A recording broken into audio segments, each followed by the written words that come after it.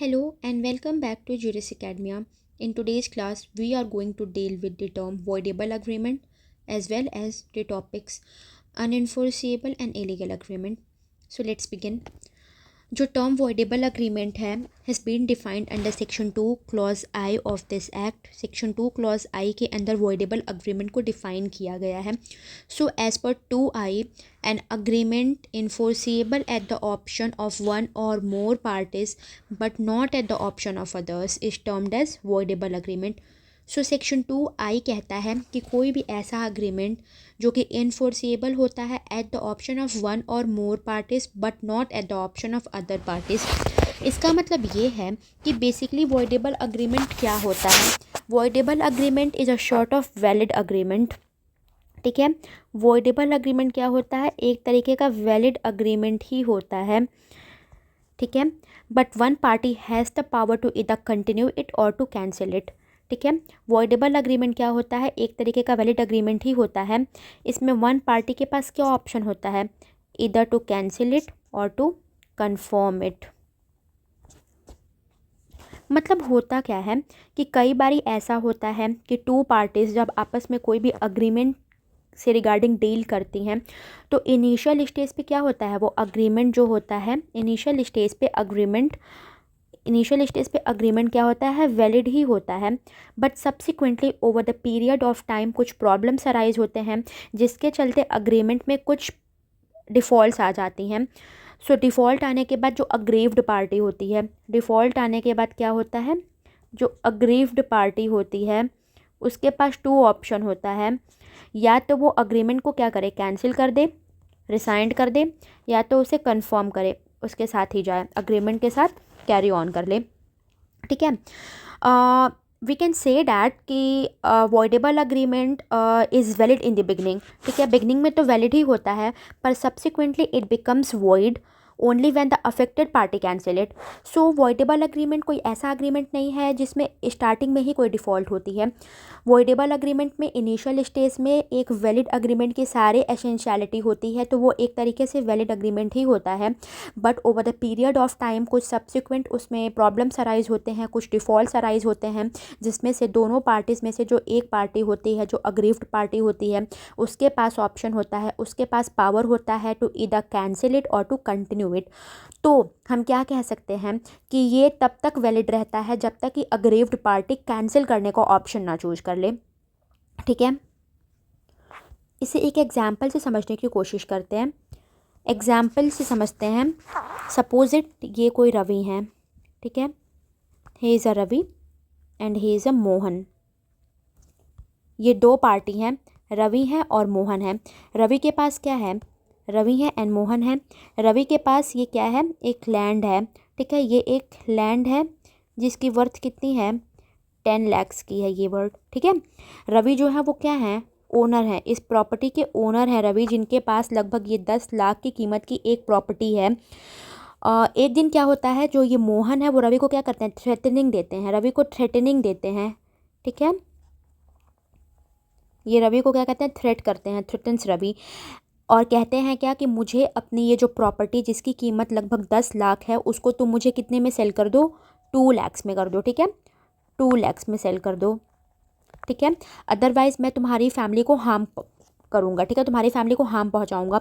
तो यहाँ पे क्या है, रवि स्कैर्ड हो जाते हैं और अपनी फैमिली को बचाने के लिए वो अग्रीमेंट क्या करते हैं, साइन करते हैं।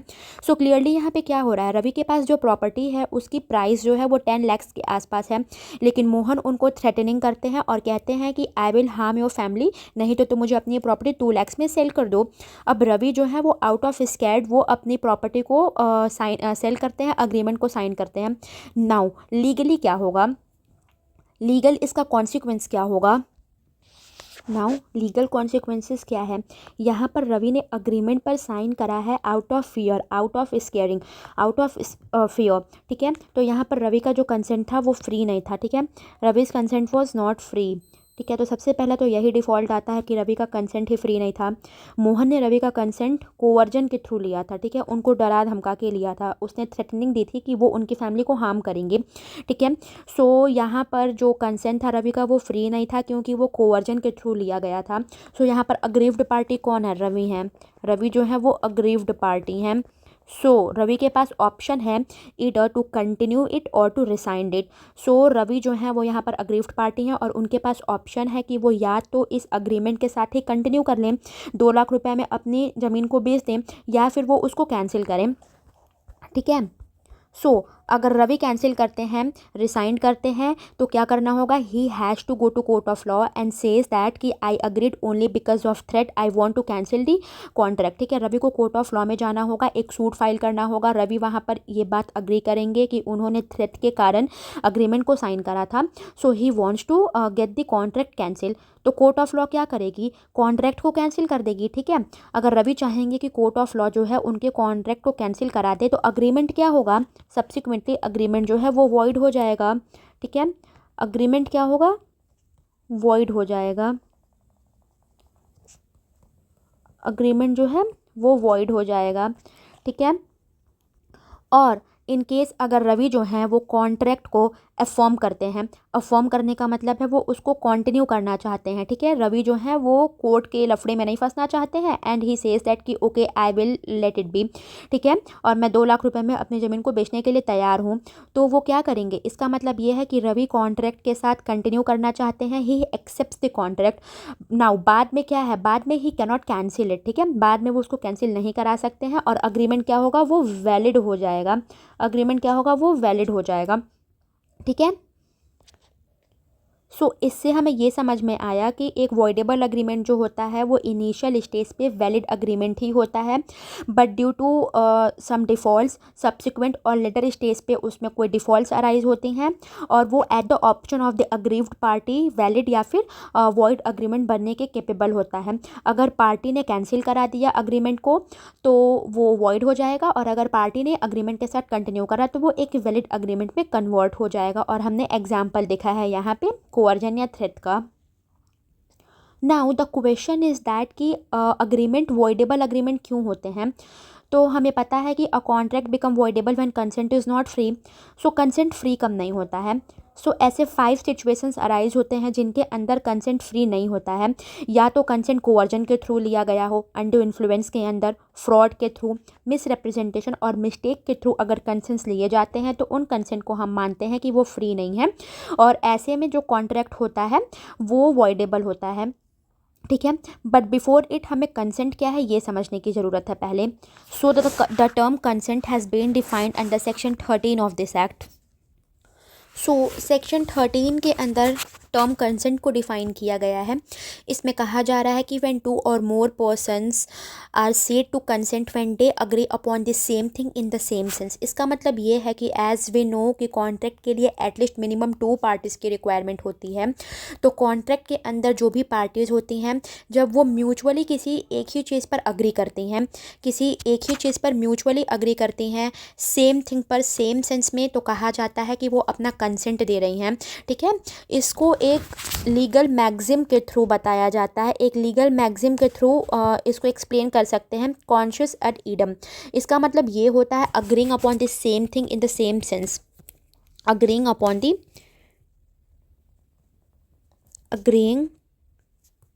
द सेम थिंग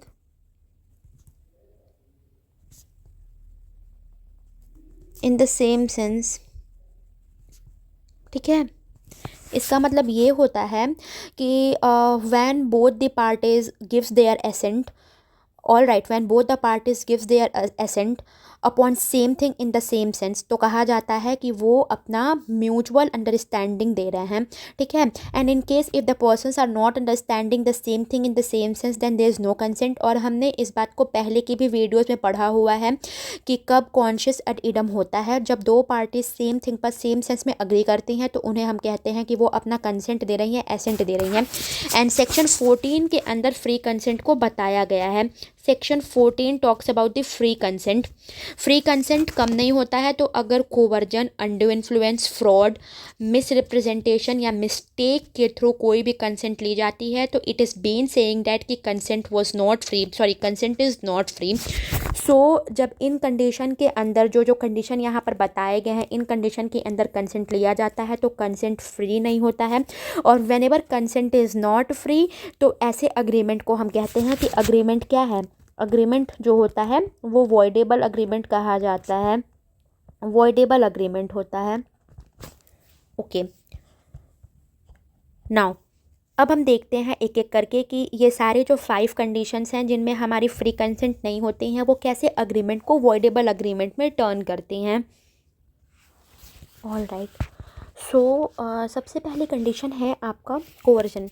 कोवर्जन को सेक्शन 15 में डिफ़ाइन किया गया है। कोवर्जन का मतलब क्या होता है? कोवर्जन का मतलब होता है कि एक पार्टी दूसरे पार्टी को फोर्स करती है to enter into a contract by using various means such as, उसको थ्रेट करके, कोई क्रिमिनल एक्ट करके, या फिर कोई इलीगल प्रेशर के थ्रू, इलीगल प्रेशर के थ्रू। ठीक है, सो कोवर्जन का बेसिकली मतलब ये होता है कि when one party forces someone और other party to enter into a contract by using threats, criminal acts और इलीगल प्रेशर। ठीक है, सो इन केस अगर कंसेंट जो है वो सामने वाली पार्टी का जो कंसेंट है उसको आउट ऑफ कोवर्जन के थ्रू ऑब्टेन किया गया है। ठीक है, अगर पार्टी का जो कंसेंट है वो कोवर्जन के थ्रू ऑब्टेन किया गया है तो कंसेंट कैसा माना जाएगा? कंसेंट को माना जाएगा कि not a free consent, consent जो है वो फ्री नहीं है। उस कंडीशन के अंदर जब कंसेंट फ्री नहीं होगा तो कॉन्ट्रैक्ट कैसे नेचर का हो जाएगा? Contract becomes voidable. कॉन्ट्रैक्ट क्या हो जाएगा? वॉइडेबल हो जाएगा। वॉइडेबल का मतलब हमने अभी देखा है कि at the option of one party और others, at the option of which party, जो कि अग्रीव्ड पार्टी है, उसके ऑप्शन पे या तो वो वॉइड होगा या तो वैलिड होगा। वॉइड कब होगा? अगर पार्टी जो है वो कैंसिल करा देती है, और अगर उसके साथ वो कंटिन्यू करती है, अफर्म करती है, तो वो वैलिड कॉन्ट्रैक्ट में कन्वर्ट हो जाएगा। सो वॉइडेबल जो होता है वो एक ऐसी चीज़ होती है जो लाई करती है, वॉइडेबल जो होता है वो लाई करता है किसके बीच में? Lies between valid and void, valid and void agreements के बीच में लाई करती है। अगर पार्टी ने कंटिन्यू करा, अफर्म करा तो वैलिड हो जाएगा, और पार्टी ने अगर डिनाई कर दिया, कैंसिल करा दिया तो वो वॉइडेबल हो जाएगा। सिंपल। ओके, सो सेक्शन 15 के अंदर कोवर्जन टर्म को डिफाइन किया गया है और यहाँ पे कहा जा रहा है when one parties forces other party to enter into a contract. इसका मतलब यह है कि सामने वाली पार्टी की जो विल है वो फ्री नहीं है, वो नहीं चाहती है कॉन्ट्रैक्ट में एंटर करना, लेकिन जो दूसरी पार्टी है वो थ्रेटनिंग कर रही है, क्रिमिनल एक्ट कर रही है या इलीगल प्रेशर कर रही है उसको कॉन्ट्रैक्ट में एंटर करने के लिए। सो इस कंडीशन में उसका कंसेंट फ्री नहीं होगा, कोवर्जन के थ्रू ऑब्टेन किया गया है, और जब कंसेंट फ्री नहीं होगा तो वो वॉइडेबल हो जाएगा। कुछ एसेंशियल एलिमेंट्स देखते हैं कोवर्जन के लिए कि कोवर्जन कब कब होता है या किन किन कंडीशन में हम मानेंगे कि कोवर्जन के थ्रू कंसेंट को ऑब्टेन किया जा रहा है। सबसे पहला एसेंशियल एलिमेंट है कि कोई भी ऐसा एक्ट जो कि फॉरबिडन बाय आईपीसी है, now IPC converts into BNS. ठीक है, सो जो पर्सन है वो या तो कमिट कर रहा है, ठीक है, दो सिचुएशन हो सकती है कि जो एक्ट आईपीसी के थ्रू या बीएनएस के थ्रू फॉरबिड किया गया है, जिसकी मनाही करी गई है, तो पर्सन या तो एक्चुअल में उस एक्ट को क्या कर रहा है? कमिट कर रहा है, या तो थ्रेट कर रहा है कमिट करने का, थ्रेटन टू कमिट, या तो कमिट कर रहा है या फिर इंटिमिडेशन दे रहा है कि वो उस एक्ट को कमिट करेगा। किस एक्ट को? जिस एक्ट को आईपीसी ने, जिस एक्ट को आईपीसी के अंदर, इंडियन पीनल कोड के अंदर इलीगल माना गया है, उस एक्ट को पर्सन या तो कमिट कर रहा है या तो थ्रेटनिंग दे रहा है कमिट करने का, तो उस कंडीशन में माना जाएगा कि वो कोवर्जन का एक एसेंशियल एलिमेंट है। फॉर एग्जाम्पल, किडनैप करने की थ्रेटनिंग देना, threatening to kidnap someone, threatening to kidnap, या फिर फॉल्स क्रिमिनल केस करने का थ्रेटनिंग दिया जा रहा है,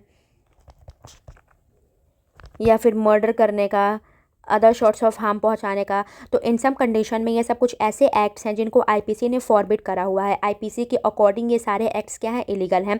तो या तो पर्सन इन एक्ट्स को कमिट ऑलरेडी कर चुका है या फिर थ्रेटनिंग कर रहा है कमिट करने का, ठीक है। तो इस कंडीशन में क्या होगा, उसको कोवर्जन माना जाएगा। And it is also important to understand that कि इवन द प्लेस जहाँ पर ये कोवर्जन का कमीशन हो रहा है, ठीक है, वहाँ पर अगर एक्चुअल में भी उस प्लेस पर आईपीसी एप्लीकेबल नहीं होती है, लेकिन समवेयर आईपीसी के अंदर उस एक्ट को क्या इलीगल नेचर का माना गया है और आईपीसी ने उस एक्ट को क्या किया है, बार किया हुआ है, आईपीसी ने उस एक्ट को फॉरबिड किया है, ठीक है, तो भी माना जाएगा कि कोवर्जन हो रहा है वहाँ पे, ठीक है। दूसरा एसेंशियल एलिमेंट है आपका unlawful detaining of the property. Unlawful detaining of property का मतलब क्या होता है, किसी दूसरे की प्रॉपर्टी को इलीगल तरीके से अपने पास रखना और उसको थ्रेटनिंग करना, not to return goods unless they sign a contract, ठीक है। सपोज एक एग्जांपल लेते हैं, ए जो है उन्होंने बी की बाइक ली हुई है, ठीक है, और बाद में वो ए जो है वो बी की बाइक को रिटर्न करने से मना करते हैं और उनको थ्रेटनिंग करते हैं कि आप मेरे साथ एक सेल अग्रीमेंट साइन कर लो, ठीक है। सेल अग्रीमेंट को साइन करने का थ्रेटनिंग करते हैं कि आप मेरे साथ एक सेल अग्रीमेंट साइन करो बहुत ही लो प्राइस पे, नहीं तो मैं आपकी बाइक को रिटर्न नहीं करूँगा। तो यहाँ पे क्या हो रहा है, ए जो है वो अनलॉफुल तरीके से बी की प्रॉपर्टी को अपने पास डिटेन कर रहा है, अपने पोजीशन में रख रहा है, ठीक है। सो ये भी एक एसेंशियल कंडीशन है कोवर्जन कमिट करने का। अगर आप दूसरे की प्रॉपर्टी को अनलॉफुल तरीके से अपने पास डिटेन करते हो और पर्सन को थ्रेटनिंग करते हो कि आप उसकी प्रॉपर्टी को वापस नहीं करोगे unless they agree to sign a contract. और एग्जाम्पल आपका आपने देख ही लिया कि ए के पास बी की बाइक है और ए अब बी की बाइक को रिटर्न करने से मना कर रहे हैं until and unless B agree करते हैं कि वो उनके साथ वेरी लो प्राइस पे एक सेल अग्रीमेंट को साइन करेंगे। तो this is clearly an example of coercion. Now another essential condition is intention to force into agreement.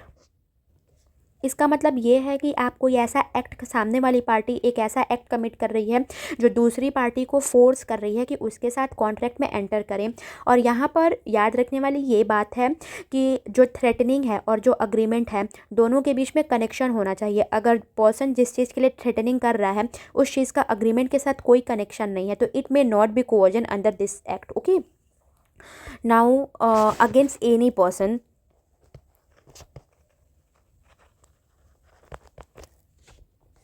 Now it is not necessary कि जो थ्रेटनिंग है वो सिर्फ उसी पर्सन को दी जा रही है जो कि पार्टी टू दी कॉन्ट्रैक्ट है, ठीक है।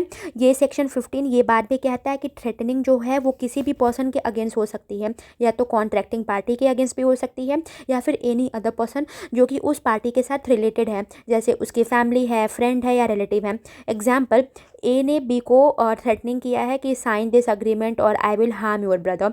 तो ये क्या है, ये कोवर्जन है। वो उसके ब्रदर को हार्म करने के लिए थ्रेटनिंग कर रहा है, उसको नहीं। तो ब्रदर उससे कनेक्टेड है तो यहाँ पर ये भी एक कोवर्जन का एसेंशियल कंडीशन है, ठीक है। कुछ इसके एग्जाम्पल्स भी हैं जो लीडिंग केस हैं वो देखते हैं। एक लीडिंग केस है चिकम अमीराजू वर्सेस चिकम सिशम्मा। ये एक लैंडमार्क केस है कोवर्जन से रिलेटेड। इसमें होता क्या है कि एक पर्सन जो रहता है वो अपनी वाइफ और अपने सन को थ्रेटनिंग देता है to commit a suicide unless they both signed a release deed in his favour. तो यहाँ पर कोर्ट क्या कहता है, कोर्ट कहता है कि सुसाइड क्या है, यहाँ पर जो हस्बैंड है या जो फादर है वो किस चीज़ की थ्रेटनिंग दे रहे हैं, टू कमिट अ सुसाइड, ठीक है। सुसाइड कमिट करने की थ्रेट दे रहे हैं वो, सुसाइड। और सुसाइड को आईपीसी के अंदर क्या किया गया है, फॉरबिडन माना गया है। आईपीसी या बीएनएस दोनों ही के अंदर सुसाइड एक ऐसा एक्ट है जिसको फॉरबिडन किया गया है। So threatening to commit a suicide is clearly an example to commit a coercion. तो यहाँ पर कोवर्जन दिया गया है। यहाँ पर वाइफ और सन को थ्रेटनिंग किया जा रहा है कि तुम रिलीज डेट को साइन करो मेरे फेवर में, otherwise I will commit a suicide. So यहाँ पे threat to commit a suicide is equivalent to coercion, hence agreement was made under coercion, ठीक है। सो अग्रीमेंट को अगर कोवर्जन के अंदर बनाया गया है तो अग्रीमेंट कैसा होगा, अगर अग्रीमेंट जो है वो कोवर्जन के अंदर साइन किया गया है, कोवर्जन के अंदर साइन किया गया है तो वो अग्रीमेंट कैसा होगा, अग्रीमेंट जो होगा वो वॉइडेबल नेचर का होगा, अग्रीमेंट जो होगा वो वॉइडेबल नेचर का होगा। एनेडल leading case is Ranganayakamma versus Alwar सेठी।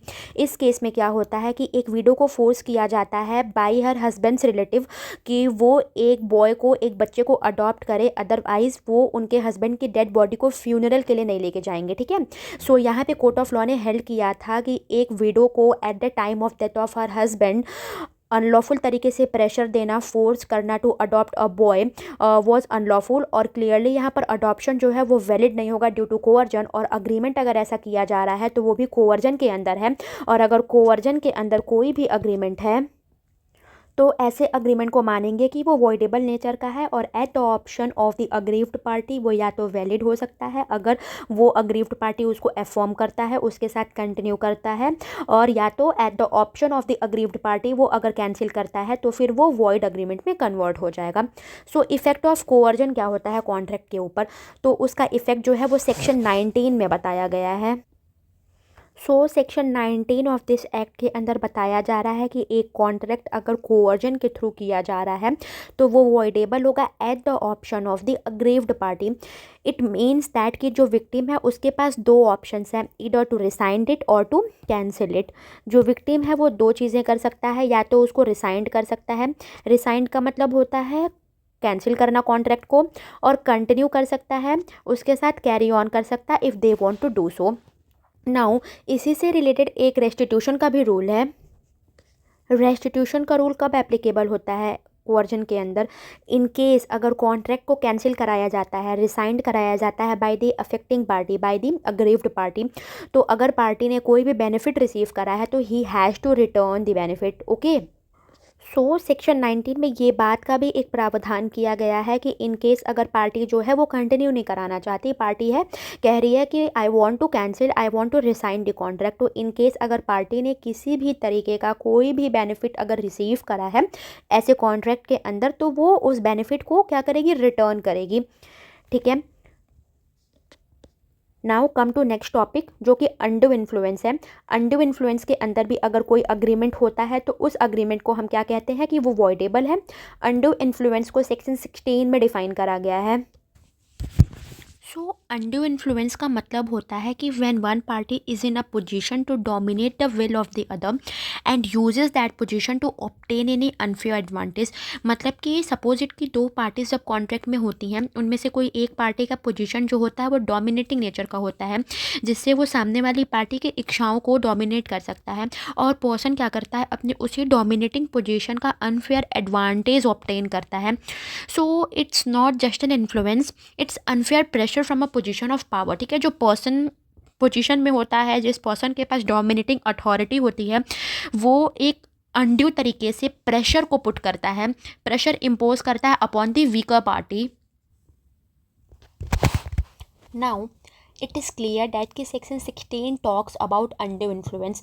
और अनड्यू इन्फ्लुएंस कब होता है, अनड्यू इन्फ्लुएंस तब होता है कि जब दो पार्टीज़ एक दूसरे के साथ कॉन्ट्रैक्ट साइन कर रही होती हैं और उन दोनों पार्टीज़ के बीच में जो रिलेशनशिप एग्जिस्ट कर रहा होता है, जो रिलेशनशिप सब्सिस्ट कर रहा होता है, वो कैसे नेचर का होता है कि जो एक पार्टी होती है वो ऐसे पोजीशन में होती है to dominate the will of the other.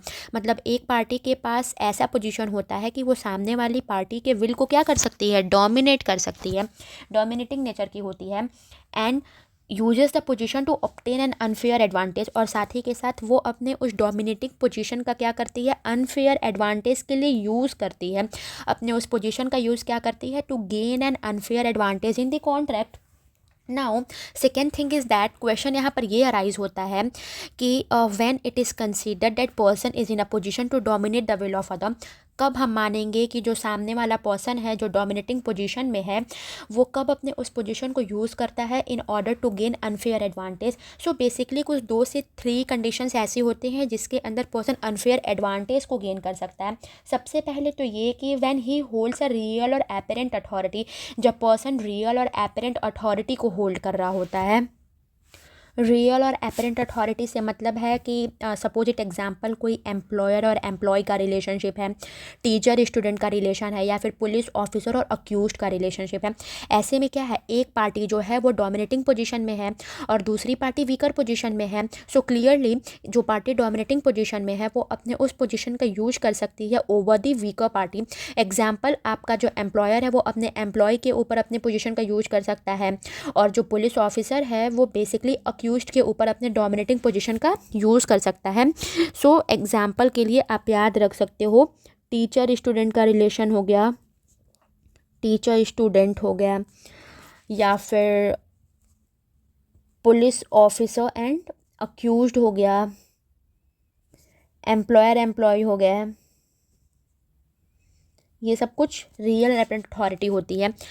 दूसरा सिचुएशन जब पर्सन डोमिनेटिंग पोजीशन का यूज कर सकता है वो है आपका जब पर्सन है वो कोई फिड्यूशियरी रिलेशनशिप के साथ दूसरे के साथ रखता है, कोई फ्यूडल रिलेशनशिप होता है पर्सन का सामने वाले पार्टी के साथ में। फिड्यूशियरी रिलेशनशिप से मतलब होता है रिलेशनशिप ऑफ ट्रस्ट, वैश्वासिक संबंध जिसको हम कहते हैं, ठीक है, ट्रस्ट का रिलेशनशिप जो होता है। जैसे डॉक्टर एंड पेशेंट हो गया, एक पेशेंट जो होता है वो डॉक्टर के ऊपर ट्रस्ट करता है and he can rely with his trust upon the doctor, और अपनी सारी बातें उसको बता सकता है, ठीक है। सो डॉक्टर एंड पेशेंट का हो गया। लॉयर एंड क्लाइंट का हो गया। ऑब्वियसली एक क्लाइंट जो होता है वो अपने लॉयर से कोई भी चीज़ हाइड अगर करेगा तो ये बेसिकली उसी के लिए बेनिफिशियल नहीं होगा। ट्रस्टी एंड बेनिफिशरी का रिलेशनशिप हो गया, और ऐसे ही और भी बहुत सारे रिलेशन है, जैसे अगर कोई स्पिरिचुअल लीडर है और उसका डिसाइपल है। सो ये सब की कुछ कंडीशंस हैं। इसके अलावा एक और कंडीशन है जब पर्सन अपने डोमिनेटिंग पोजीशन को यूज़ करता है, वो है मेंटल कैपेसिटी, ठीक है। मेंटल कैपेसिटी, मेंटल कैपेसिटी कैसे होगा, जब एक पर्सन किसी ऐसे पर्सन के साथ कॉन्ट्रैक्ट में एंटर करता है जो टेम्पररी या परमानेंटली, जिसकी मेंटल कैपेसिटी क्या होती है, अफेक्टेड होती है ड्यू टू सम रीजन, जैसे रीज़न ऑफ एज हो गया, इलनेस हो गया, मेंटल या बॉडीली डिजीज़। इन सब की वजह से अगर पर्सन की मेंटल कैपेसिटी टेम्परली और परमानेंटली अफेक्टेड है और उन पर्सन के साथ अगर कोई पर्सन कॉन्ट्रैक्ट में एंटर कर रहा है तो क्लियरली वो अपने डोमिनेटिंग पोजीशन का यूज़ कर रहा होता है वहाँ पे। Hence it is saying that कि अगर एक पार्टी किसी ऐसी पार्टी के साथ कॉन्ट्रैक्ट में एंटर कर रही है जिसकी मेंटल कैपेसिटी अफेक्टेड है ड्यू टू सम रीज़न, जैसे ओल्ड एज है, या फिर पर्सन जो है वो किसी इलनेस से सफ़र कर रहा है, या फिर उसे कोई मेंटल डिस्ट्रेस है, बॉडीली डिस्ट्रेस है, या फिर वो इमोशनल डिपेंडेंस है। सो इन सब कंडीशन में वेदर उसका ये प्रॉब्लम जो है वो टेम्परली अफेक्टेड है वो या फिर परमानेंटली अफेक्टेड है, उन सारे कंडीशन में अगर पर्सन अपनी पोजीशन को यूज़ करता है तो इट इज़ सेइंग डैट कि वो डोमिनेटिंग पोजीशन में है and it is quite possible कि वो अपने उस पोजीशन का यूज कर सकता है in order to gain an unfair advantage in the contract. Now अब क्वेश्चन अराइज होता है कि बर्डन ऑफ प्रूफ किसके ऊपर लाई करेगा, ठीक है, बर्डन ऑफ प्रूफ किसके ऊपर लाई करेगा। सो जनरल रूल तो ये है कि जो पर्सन एलिगेशन इम्पोज कर रहा होता है कि उसका कंसेंट फ्री नहीं है और कंसेंट अंडू इन्फ्लुएंस के अंदर लिया गया है, he has to prove it, ठीक है। सो सबसे पहला सिचुएशन क्या है, जनरल रूल का है, ठीक है। जनरल रूल क्या है, जनरल रूल ये कहता है कि पर्सन जो एलिगेशन इम्पोज कर रहा है, पर्सन जो एलिस कर रहा है कि अंडू इन्फ्लुएंस का यूज़ किया गया है उसके ऊपर, ठीक है, he has to prove it कि उसका जो कंसेंट है वो फ्री नहीं है। पर्सन को क्या करना होगा, person has to prove it, ठीक है, person has to prove it कि उसका जो कंसेंट है वो फ्री नहीं है, consent is not free, because वो किसके अंदर, वो अंडर इन्फ्लुएंस को यूज़ करते हुए ऑब्टेन किया गया है। लेकिन एक सिचुएशन जब पार्टीज एक दूसरे के साथ फिड्यूशियरी रिलेशनशिप में होती हैं और उसके अंदर जो ट्रांजैक्शन होता है वो अनफेयर तरीके से होता है, तब क्या होगा, तब बर्डन ऑफ प्रूफ इस कंडीशन में शिफ्ट करेगा to the dominant party to prove that there was no under influence. ठीक है।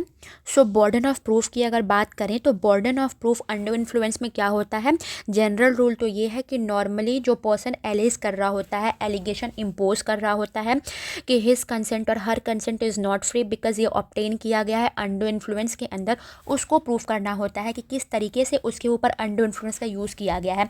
लेकिन इन अ सिचुएशन अगर पार्टीज़ के बीच में जो रिलेशन होती है वो फिड्यूशरी नेचर की होती है या फिर वैश्वासिक संबंध होता है, ट्रस्ट का रिलेशनशिप होता है, तो उस कंडीशन में बर्डन ऑफ प्रूफ जो होता है वो शिफ्ट कर जाता है किसके ऊपर, to the dominant party. Now dominant party को प्रूफ करना होगा कि उनके ऊपर जो भी इन्फ्लुएंसेस है वो अंडर इन्फ्लुएंस नहीं है। ऑल राइट, अंडर इन्फ्लुएंस नहीं है। एग्जाम्पल के लिए आप लिख सकते हो एक डॉक्टर और उसके पेशेंट का रिलेशन। ठीक है, डॉक्टर और एक ओल्ड मैन का रिलेशन आप देख सकते हो जो कि उसका पेशेंट है। सपोज इट एक डॉक्टर जो है और जो पेशेंट है उसका रिलेशन कैसा होता है, ट्रस्ट का रिलेशन होता है। सो ओल्ड मैन जो है वो अपने ट्रीटमेंट के लिए पूरी तरीके से रिलाई कर रहा है डॉक्टर के ऊपर। अब डॉक्टर जो है वो एक डोमिनेंट पोजीशन में है। सो डॉक्टर क्या कर रहे हैं, अपने डोमिनेटिंग पोजीशन का अनफेयर यूज़ कर रहे हैं और वो उस चक्कर में क्या कर रहे हैं, जो ओल्ड मैन है उनसे एक पेपर साइन करा रहे हैं जो कि एक्चुअल में ओल्ड मैन की प्रॉपर्टी का पेपर है, और वो उनसे कह रहे हैं कि आप इस पेपर को साइन कर दीजिए एंड आई प्रॉमिस दैट कि I will take care of you for ever. ठीक है, अब डॉक्टर क्या कर रहे हैं, अब ओल्ड मैन क्या कर रहे हैं, जो उनके पेशेंट हैं वो डॉक्टर के ऊपर रिलाई कर रहे हैं, ट्रस्ट कर रहे हैं और उस पेपर पे साइन कर दे रहे हैं। लेटर ये डिस्कवर होता है कि डॉक्टर ने जो पेपर साइन कराया था वो उस आदमी के हाउस की, उसके प्रॉपर्टी की पेपर थी। नाउ अब क्या होगा, डॉक्टर जो है वो फिड्यूशरी पोजीशन में है और जो ओल्ड मैन है वो मेंटली वीक है। ठीक है, और वो पूरी तरीके से क्या कर रहे हैं, उनके ऊपर रिलाई कर रहे हैं डॉक्टर के ऊपर। तो ये कॉन्ट्रैक्ट जो है वो अंडर इन्फ्लुएंस में साइन किया गया है। तो यहाँ पर ये कॉन्ट्रैक्ट जो होगा वो कैंसिल हो सकता है अगर पार्टी जो है वो सूट फाइल करती है तो। और एज़ यूजुअल सेक्शन 19 के अंदर ऐसे कॉन्ट्रैक्ट का क्या लीगल कॉन्सिक्वेंस है, वो वॉइडेबल हो सकता है। उसके दो ऑप्शंस होते हैं पार्टीज़ के पास, ईदर टू कंटिन्यू इट और टू कैंसिल इट। ठीक है, इसके कुछ इंपॉर्टेंट केस लॉज देखते हैं। सो अंडर इन्फ्लुएंस का एक लीडिंग केस है मन्नू सिंह वर्सेस उमा दत्त पांडे। इस केस में क्या होता है, एक स्पिरिचुअल लीडर होते हैं, वो अपने डिवोटी को यानी अपने डिसाइपल को कन्विंस करते हैं कि वो अपनी सारी प्रॉपर्टी को उनको गिफ्ट कर दे in order to gain an advantage after his life. ठीक है, तो कोर्ट ऑफ लॉ क्या हेल्ड करती है कि जो यहाँ पर स्पिरिचुअल लीडर हैं वो डोमिनेटिंग पोजिशन में है, वो एक डोमिनेटिंग पोजिशन को होल्ड कर रहे हैं। तो इस सिचुएशन में क्या है कि जो डिसाइपल है वो अपनी पूरी प्रॉपर्टी अगर उनको ट्रांसफ़र कर रहा है तो ये कॉन्ट्रैक्ट कैसा है, वो कॉन्ट्रैक्ट वॉइडेबल नेचर का है, क्योंकि यहाँ पर अंडर इन्फ्लुएंस को यूज़ किया गया है to gain a consent of the party. So transaction को सेट असाइड किया जा सकता है by the order of the court. ठीक है, सो इस केस में क्या होता है, रघुनाथ प्रसाद वर्सेस सरजू प्रसाद के केस में क्या होता है, एक एज ओल्ड सिक मैन होते हैं जो अपनी सारी प्रॉपर्टी को बहुत ही कम प्राइस पे, लो रेट पे किसी दूसरे पर्सन को सेल कर देते हैं बिकॉज ऑफ अंडर इन्फ्लुएंस। ठीक है, एक एज ओल्ड सिक पर्सन होते हैं जो अपनी एंटायर प्रॉपर्टी को जो सर्किल रेट होता है उसके कंपैरिजन में ग्रॉसली लो प्राइस पे बेच देते हैं दूसरे पार्टी को अंडर इन्फ्लुएंस। तो कोर्ट ऑफ लॉ क्या हेल्ड करती है, कोर्ट ऑफ लॉ ये हेल्ड करती है कि ये अंडर इन्फ्लुएंस के अंदर किया गया है पूरा ट्रांजैक्शन, क्योंकि सबसे पहले तो जो दोनों पार्टीज़ होती हैं उनके बीच में जो रिलेशनशिप होता है वो कैसा होता है, फ्यूडल रिलेशन होता है, और साथ में जो ट्रांजैक्शन है वो अनफेयर है क्योंकि वो अंडर इन्फ्लुएंस के अंदर किया गया है। तो clearly it is an example of voidable contract under section 19 of this act. ठीक है, सो इस पूरे ट्रांजैक्शन को सेट असाइड किया जा सकता है क्योंकि यहाँ पर पार्टी का जो कंसेंट है वो फ्री नहीं है, पार्टी के कंसेंट को अंडर इन्फ्लुएंस के अंदर लिया गया है by using a dominant position. All right, so now next move to our next topic जो कि फ्रॉड है। फ्रॉड को सेक्शन 17 के अंदर डिफाइन किया गया है। फ्रॉड भी एक ऐसा कंडीशन है जिसके अंदर अगर पार्टी के साथ कॉन्ट्रैक्ट में एंटर किया जाता है और वो फ्रॉड के थ्रू होता है या पार्टी के कंसेंट को, उसके एसेंट को फ्रॉड के थ्रू ऑब्टेन किया जाता है, तो ऐसे अग्रीमेंट को हम कहते हैं कि वो वॉइडेबल अग्रीमेंट है। अच्छा, फ्रॉड समझने से पहले वी हैव टू अंडरस्टैंड कि कोवर्जन और अनड्यू इन्फ्लुएंस में बेसिक डिफरेंस क्या होता है। कई बार ऐसा होता है कि हम लोग कंफ्यूज कर जाते हैं, कोवर्जन और अनड्यू इन्फ्लुएंस को सेम समझते हैं, पर both are two different concept. तो the basic difference between the coercion and under influence are कि सबसे पहले तो कोवर्जन में कोई फिजिकल या क्रिमिनल प्रेशर इन्वॉल्व होता है, जो हमने सेक्शन 15 में पढ़ा था कि उसमें कोई फिज़िकल प्रेशर इम्पोज किया जाता है, फिज़िकल प्रेशर को इन्वॉल्वमेंट रहती है। अंडर इन्फ्लुएंस में मेंटल या मोरल प्रेशर की इन्वॉल्वमेंट रहती है। कैसे, वो हमने पढ़ा हुआ है। कोअर्जन में जो भी एक्ट कमिट किया जाता है वो फॉरबिडन होता है बाय आईपीसी के अंदर, वो एक्ट को फॉरबिडन नेचर का माना जाता है। और अंडर इन्फ्लुएंस में जो पर्सन होता है जो अपनी पोजीशन का यूज़ करता है वो डोमिनेटिंग पोजीशन में होता है। साथ ही के साथ कोअर्जन के अंदर relationship is not required, parties के बीच में कोई रिलेशन है या नहीं है, इट इज़ नॉट मैंडेटरी। लेकिन यूजुअली अंडर इन्फ्लुएंस के अंदर रिलेशनशिप रिक्वायर्ड होता है।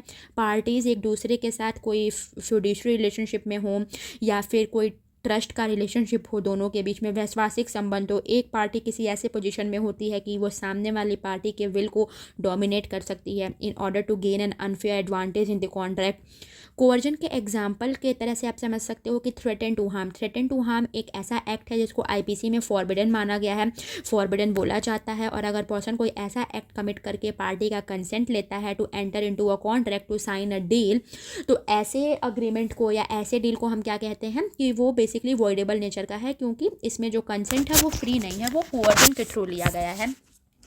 वहीं अंडर इन्फ्लुएंस में एग्जांपल में आप डॉक्टर और पेशेंट का रिलेशन देख सकते हो कि एक डॉक्टर जो है वो पेशेंट को इन्फ्लुएंस कर रहा है। यहाँ पर अगर पेशेंट को इन्फ्लुएंस करके कोई एक्ट किया जा रहा है या फिर कोई अग्रीमेंट को साइन कराया जा रहा है, कोई कॉन्ट्रैक्ट के पेपर को साइन कराया जा रहा है, तो वो भी वॉइडेबल होगा, बिकॉज यहाँ पर जो पार्टी वीकर पोजिशन में है उसका कंसेंट फ्री नहीं है, वो अंडर इन्फ्लुएंस के अंदर डोमिनेटिंग पोजिशन का यूज़ करके लिया गया है। तो ये थी हमारी कुछ basic differences between the coercion and under influence. Now come to fraud. Fraud को सेक्शन 17 के अंदर डिफाइन किया गया है। So what is it? Basically इतना ही कहा जा रहा है कि फ्रॉड कब कमिट होता है, जब when one party basically intentionally deceives the other to make them enter into a contract. ठीक है, सो यहाँ पर जो की वर्ड है जिसको आपको ध्यान में रखना है वो है इंटेंशन टू डिसीव। फ्रॉड में क्या होना चाहिए, फ्रॉड का जो सबसे ज़्यादा की एलिमेंट होता है, जो इम्पॉर्टेंट एलिमेंट होता है, वो क्या होता है, इंटेंशन टू डिसीव। ठीक है, इंटेंशन किस चीज़ का, डिसीव करने का, धोखा देने का। ठीक है, सो फ्रॉड का मतलब क्या होता है कि फ्रॉड कब कमिट होता है, जब एक पार्टी जो होती है वो इंटेंशनली दूसरे पार्टी को डिसीव करती है ताकि वो उनको कॉन्ट्रैक्ट में एंटर करा सके। ये सिर्फ मिस्टेक नहीं होता, अब फ्रॉड और मिस्टेक में भी डिफरेंस होता है। मिस्टेक क्या होता है, मिस्टेक जो होता है वो अनप्लान्ड तरीके से होता है। ठीक है, लेकिन फ्रॉड के अंदर क्या होता है, फ्रॉड जो होता है वो प्लानिंग के साथ करा जाता है। फ्रॉड में क्या होता है, प्लानिंग लाई करती है। ठीक है, और साथ के साथ क्या होता है, ये एक डिसऑनेस्ट एक्ट होता है, डिसऑनेस्ट एक्ट होता है। सेक्शन 17 के अंदर बेसिकली 5 ऐसे कंडीशंस बताई गई हैं, 5 ऐसे एक्ट्स बताए गए हैं जिनको फ्रॉडलेंट नेचर का माना जाता है।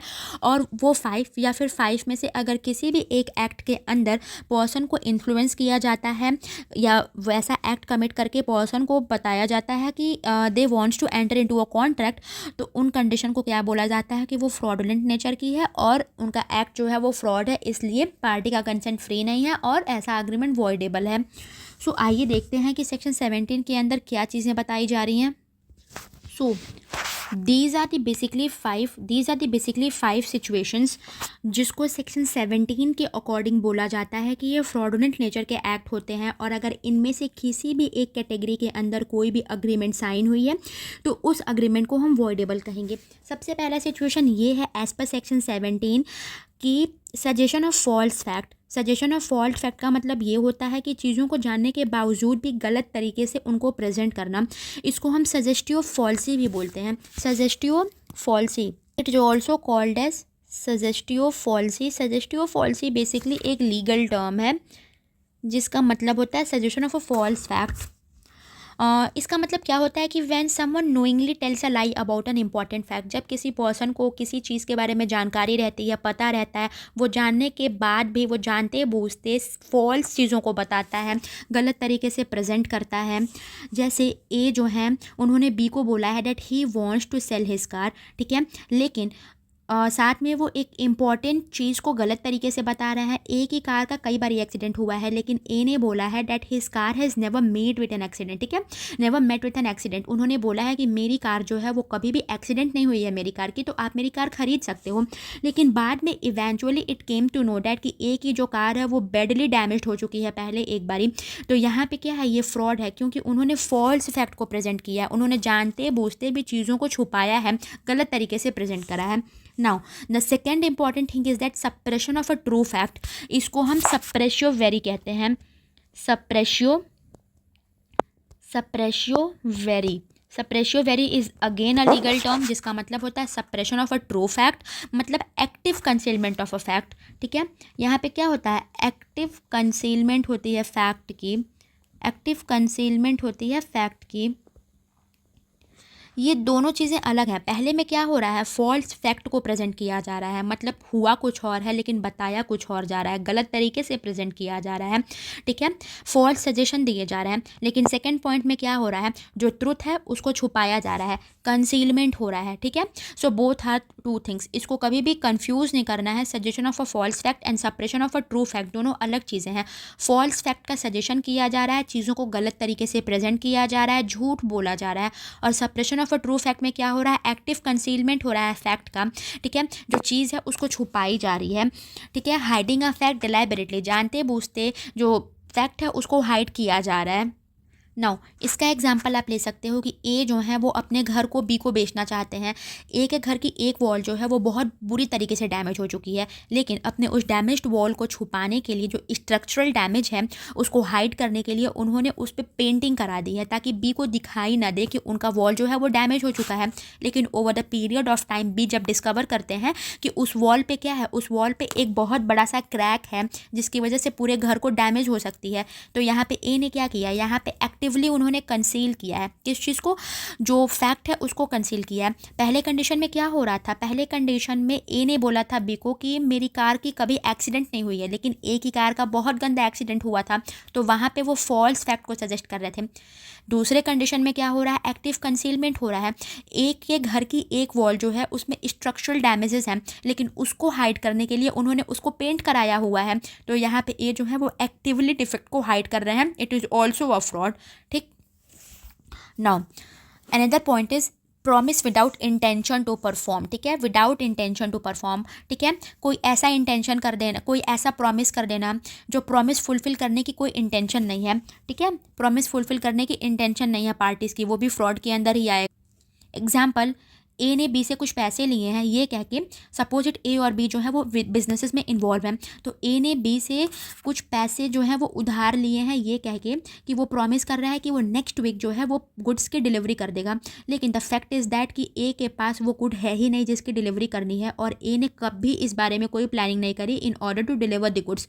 तो यहाँ पे क्या है, यहाँ पर भी फ्रॉड हो रहा है, क्योंकि ए ने ऐसा प्रॉमिस करके पैसा उधार लिया है जो प्रॉमिस वो कभी फुलफिल नहीं कर सकता है, बिकॉज उसके पास वो ना तो गुड्स हैं, ना तो उसने कभी सोचा है उसको डिलीवरी करने की। तो यहाँ पे क्या कह रहा है, यहाँ पे promise without intention to perform है, और ये भी फ्रॉड का एक एग्जाम्पल है। Another point is any other act fitted to deceive, ठीक है, any other act fitted to deceive का मतलब ये है कि कोई क्लेवर ट्रिक को यूज़ करना in order to cheat someone, ठीक है, कोई भी ऐसे ट्रिक को यूज़ करना ताकि सामने वाली पार्टी को डिसीव कर सके, चीट कर सके। फॉर एग्जांपल, जो आपके रिटेलर्स होते हैं वो कई बार राइस वगैरह में क्या करते हैं, स्टोन्स को मिक्स कर देते हैं, ठीक है, और इसको प्योर राइस कह के सेल करते हैं। तो ये क्या है, यहाँ पर डिसेप्टिव एक्ट है, यहाँ पर कोई और एक्ट को किया जा रहा है in order to commit a fraud, तो ये भी फ्रॉड का एग्जांपल है। नाउ कोई अदर एक्ट या ओमिशन जिसको क्लियरली फ्रॉडुलेंट डिक्लेयर किया गया है बाय द लॉ। एक्ट और ओमिशन का मतलब पता है, एक्ट का मतलब कोई एक्ट कमिट करना, कोई काम करना, और ओमिशन का मतलब कोई काम ना करना। तो लॉ के अंदर इधर वो कॉन्ट्रैक्ट एक्ट है या फिर कोई अदर लॉ है at the time being force in India, अगर उस लॉ के अंदर स्पेसिफिकली किसी भी एक्ट को क्लियरली फ्रॉडुलेंट बोला गया है या फिर किसी भी ओमिशन को क्लियरली फ्रॉडुलेंट बोला गया है, तो उसको यहाँ पर भी फ्रॉडुलेंट नेचर का ही माना जाएगा। और अगर उस एक्ट के अंदर कोई भी कॉन्ट्रैक्ट या अग्रीमेंट बनाई जाती है तो वो वॉइडेबल नेचर का होगा। और ना सिर्फ इस एक्ट में बल्कि किसी भी लॉ के अंदर eight the time being force in India अगर उस एक्ट को फ्रॉडुलेंट माना गया है तो वो यहाँ भी फ्रॉडुलेंट ही होगा। नाउ क्वेश्चन इज अराइज्ड कि क्या साइलेंस फ्रॉड के इक्विवेलेंट होता है। सो जनरल सीन तो ये है, नॉर्मली यूजुअली क्या होता है कि mere silence is not equivalent to fraud, ठीक है, mere silence is not equivalent to fraud, not equivalent to fraud, ठीक है। इन जनरल सेंस में अगर हम देखें तो सिर्फ silence, mere silence is not equivalent to fraud. लेकिन द सिचुएशन जहाँ पे there is a duty to speak, जहाँ पर there is a duty to speak, there is a duty to speak, वहाँ पे अगर इंसान साइलेंट रह जाता है, नहीं बोलता है, तो उसको हम फ्रॉड मानेंगे, ठीक है। यहाँ पर silence is equivalent to speech हो जाएगा, silence is equal to speech, ठीक है। सो क्वेश्चन है कि क्या साइलेंस जो होता है वो फ्रॉड होता है, तो जनरल सेंस ये है कि नहीं, mere silence is not equivalent to speech. लेकिन उस सिचुएशन में जहाँ पर there is duty to speak, वहाँ पर भी अगर पार्टी साइलेंट रहती है, इंसान चुप रहता है, तो उस कंडीशन में इट इज़ अज्यूम डैट कि silence is equal to speech. For example B कहते हैं कि if you don't deny I will assume the machine is new, ठीक है। बी जो है वो ए से कहते हैं कि अगर तुम मना नहीं करोगे तो मैं ऐसा अज्यूम करूँगा कि जो मशीन है वो एंटायरली पूरी तरीके से नई मशीन है। अब बी को ये फैक्ट पता है कि उनकी मशीन पुरानी है, उसके बावजूद भी वो शांत रहते हैं, साइलेंट रहते हैं, ही कीप मम, तो वहाँ पे क्या होगा, वहाँ पे उनका silence is equivalent to fraud, because यहाँ पर उनकी ड्यूटी थी स्पीक करने की, क्योंकि यहाँ पर पहले ही ये कंडीशन इम्पोज करी गई थी कि इफ़ यू डोंट डिनाई, यानी अगर तुम मना नहीं करते हो तो आई विल एज्यूम दैट की मशीन इज़ न्यू। तो यहाँ पर उनकी ड्यूटी टू स्पीक थी, उसके बावजूद भी वो चुप रह गए, तो a silent is equivalent to speech, और यहाँ पर साइलेंस जो होगा वो फ्रॉड के कैटेगरी में आएगा, और यहाँ पर ऐसे अग्रीमेंट को हम क्या कहेंगे कि वो वॉइडेबल नेचर का है। और अगेन अंडर सेक्शन 19 ऐसे अग्रीमेंट की क्या कॉन्सिक्वेंसेस होते हैं, या तो पार्टी उसको रिसाइन कर सकती है या तो उसके साथ कैरी ऑन कर सकती है। अगर रिसाइन करती है तो वो कॉन्ट्रैक्ट वॉइड हो जाएगा, कैरी ऑन करती है तो वैलिड हो जाएगा। So, misrepresentation has been given under section 18 of this act. Misrepresentation जो होता है वो basically false statement से relate करता है. It is about making a false statement which is made innocently. इसमें intention to cheat नहीं होता है. मतलब होता क्या है कि misrepresentation fraud से different होता है. fraud में क्या होता है, intention होता है सामने वाली पार्टी को deceive करने का, cheat करने का. लेकिन misrepresentation में कोई भी false statement है जिसको innocently made किया जाता है, यहाँ पर इंटेंशन टू चीट नहीं होता है, that still convince someone to enter into a contract. Simply we can understand that कि एक false statement of a fact है, false statement of a fact है, ठीक है, जो कि फ्रॉड में भी होता है। लेकिन किस तरीके से मिस रिप्रेजेंट फॉल्स से फ्रॉड से अलग है। सबसे पहले तो false statement of a fact है जो कि दोनों में ही होता है, फ्रॉड में भी होता है, मिस रिप्रेजेंटेशन में भी होता है, लेकिन यहाँ पे मेड इनोसेंटली है। और फ्रॉड में क्या था, फ्रॉड में इंटेंशनली टू डिसीव अदर था। फ्रॉड में क्या था कि कोई false statement of a fact है उसको किया जा रहा है in order to deceive the other party, वहाँ पर इंटेंशन टू डिसीव होता था। लेकिन मिस रिप्रेजेंटेशन में false statement of a fact तो है लेकिन इसको इनोसेंटली बनाया गया है, यहाँ पर कोई भी इंटेंशन नहीं है डिसीव करने का, and other party relies on it, जो दूसरी पार्टी है वो उस फॉल्स स्टेटमेंट पर जो कि इनोसेंटली बनाया गया है, मेड किया गया है, उस पर रिलाई करती है और रिलाई करके कॉन्ट्रैक्ट का फॉर्मेशन हो जाता है।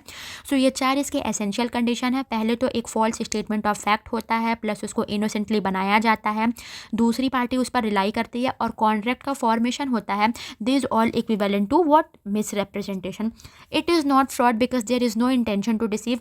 डिफरेंट फ्रॉम फ्रॉड होता है, ये फ्रॉड से अलग होता है बिकॉज यहाँ पर क्या लैक करता है, क्या लैक करता है, intention to deceive, intention to deceive. So as per section 18 misrepresentation तीन चीज़ों को इंक्लूड करता है। सबसे पहले तो पॉजिटिव एसर्शन होता है इसमें, ठीक है, एक पॉजिटिव एसर्शन होता है सबसे पहले इसमें।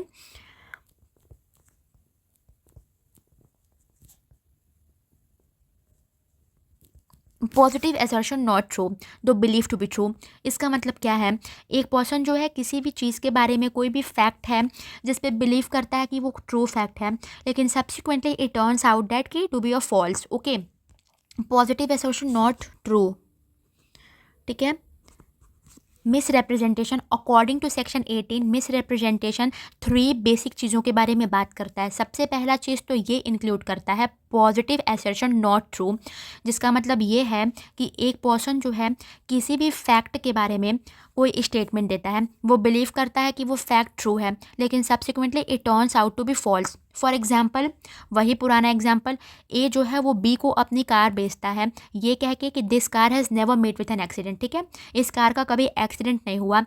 जेन्युइनली ए बिलीव करता है that this is true, but actually क्या होता है, बाद में ये पता चलता है कि जो प्रीवियस ओनर था उससे इस कार का क्या था, एक्सीडेंट हुआ था। तो ये मिस रिप्रेजेंटेशन है, बिकॉज यहाँ पर कोई भी इंटेंशन नहीं था डिसीव करने का। Second thing included in the misrepresentation is breach of duty. Breach of duty without intention to deceive, again without intent to deceive. इसका मतलब क्या है, एक person gains an advantage by misleading another even though there was no intention to cheat. इसमें क्या होता है कि एक पर्सन जो होता है दूसरे पर्सन को मिसलीड करता है in order to gain an advantage, although वो पर्सन जो कि एडवांटेज गेन करने के लिए मिसलीड कर रहा है सामने वाली पार्टी को, उसका इंटेंशन नहीं है टू चीट और to deceive the person. For example, जो इंश्योरेंस एजेंट है वो सारी क्लॉजेज अपने बायर को बताता है, पर एक क्लॉज बताना भूल जाता है जिस क्लॉज में मेंशन रहता है द फैक्ट दैट कि कुछ ऐसे सिचुएशन है जिसके अंदर जो क्लेम है वो उसका बेनिफिट रिड्यूस हो जाएगा, ठीक है। यहाँ पर उसने इंटेंशनली कुछ भी हाइड नहीं करा, he didn't mean to hide it intentionally, but he simply forget to tell about a clause that reduce claim benefits, ठीक है। यहाँ पर उसका कोई भी इंटेंशन नहीं था हाइड करने का, लेकिन वो भूल जाता है जिसके चलते बायर सफ़र करता है। तो ये भी मिस रिप्रेजेंटेशन का एक सिचुएशन है। नाउ द थर्ड थिंग जो कि इंक्लूड है सेक्शन 18 के अंदर, वो है causing mistake about subject matter, ठीक है, causing mistake regarding the subject matter, about subject matter. इसमें क्या होता है कि इवन कोई इनोसेंट कंडक्ट है, कोई इनोसेंट एक्ट है जिसकी वजह से सामने वाली पार्टी जो है उसको मिसअंडरस्टैंड करती है उसकी नेचर या क्वालिटी के रिगार्डिंग, और उसको कोई लॉस होता है। तो यहाँ पे क्या था कि सब्जेक्ट मैटर को लेके मिस्टेक हुआ है, ऑल दो यहाँ पर स्टिल वो जो एक कंडीशन है इंटेंशन टू डिसीव वो लैक कर रहा है, ठीक है। Now the legal consequences or the effect of misrepresentation. So the effect of misrepresentation is the same. Effect of misrepresentation. So as per section 19, section 19 के अकॉर्डिंग जो contract है वो वॉइडेबल हो जाएगा eight the option of the aggrieved party, ठीक है। Section 19 क्या करती है, कहती है contract become voidable